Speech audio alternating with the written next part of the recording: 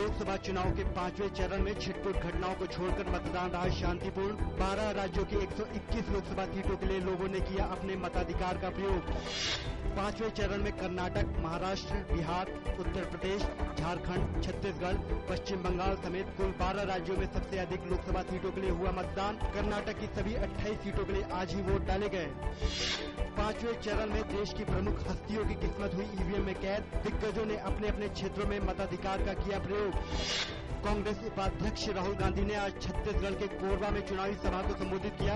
राहुल गांधी ने कहा कि खनिज संसाधनों से संपन्न राज्य छत्तीसगढ़ में गरीबों की बड़ी संख्या चिंता की बात है। उन्होंने कहा कि यूपीए सरकार ने पिछड़े इलाकों के कल्याण के लिए कई कदम उठाए हैं। भाजपा की ओर से प्रधानमंत्री पद के उम्मीदवार नरेंद्र मोदी ने आज तमिलनाडु के इरोड में एक चुनावी सभा को संबोधित किया। मोदी ने शिवकाशी के पटाखा उद्योग की दिक्कतों को उठाया और केंद्र की यूपीए सरकार की आर्थिक नीतियों पर निशाना साधा। एडमिरल रॉबिन धोवन ने 22वें नौसेना प्रमुख पद का कार्यभार संभाला। एडमिरल डीके जोशी के इस्तीफा देने के बाद धोवन ही नौसेना प्रमुख की जिम्मेदारी संभाल रहे थे।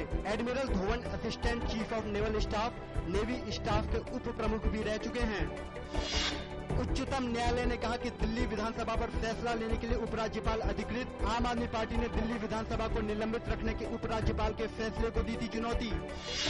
विदेश व्यापार संस्थान ने गुरुवार को 48वां दीक्षांत समारोह मनाया।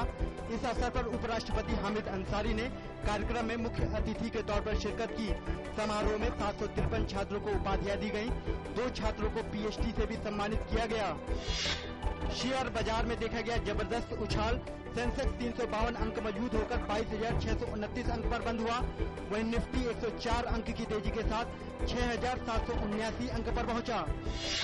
आईपीएल 7 में आज दिल्ली डेयरडेविल्स का सामना बेंगलोर रॉयल चैलेंजर्स के साथ होगा। दिल्ली के कप्तान केविन पीटरसन उंगली में चोट के चलते इस मुकाबले में नहीं खेलेंगे। उनकी गैर मौजूदगी में दिनेश कार्तिक टीम की कमान संभालेंगे। भारत के अरविंद भट्ट ने न्यूजीलैंड ओपन बैडमिंटन टूर्नामेंट के सेमीफाइनल में जगह बनाई। वहीं सौरभ वर्मा को तीसरे दौर में हार का सामना करना पड़ा। भट्ट ने क्वार्टर फाइनल में मलेशिया के चुन सियांग तान को 56 मिनट तक चले संघर्षपूर्ण मुकाबले में 22-20, 9-21, 21-18 से हराया। भारत के शीर्ष टेनिस खिलाड़ी रोहन बोपन्ना और उनके जोड़ीदार पाकिस्तान के एहसाम उल हक कुरैशी ने Monte Carlo masters tennis tournament के पुरुष युगल के क्वार्टर फाइनल में जगह बनाई। उन्होंने गैर वरीय जोड़ी पोलैंड के लुकास रोसोल और स्वीडन के रॉबर्ट लिंडस्टेड को हराया।